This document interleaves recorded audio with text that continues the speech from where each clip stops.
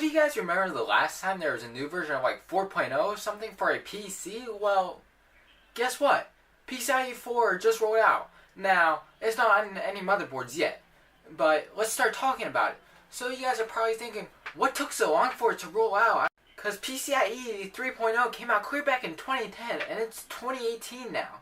So, let's talk about why it took so long, and some of the capabilities it has. So the reason why it took so long is because the PCI special interest group wanted to keep their revisions the same for each time they rolled out a new type of PCIe lane. So like it went from 2 to 4 to 8 to 16, now to 32. So they just want to keep that trend. So now that at first 3.0, it had the capability of 16 gigabytes per second each direction. They had to figure out a way to push 32 gigabytes in each direction. And may I add, 16 gigabytes per direction in each way?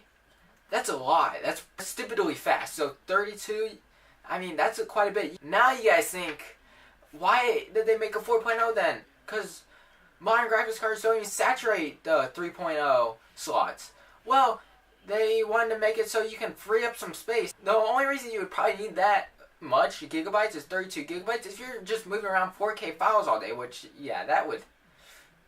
I feel bad for you if you were today.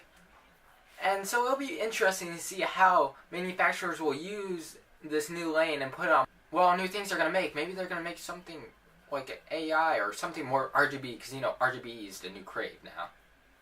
So thank you guys so much for watching. If you guys like this video, you know what to do. Smash that like button. Also, if you guys are new to this channel, hit subscribe. And hit the bell notifications so you can see my next upload. And I'll catch you guys in the next one.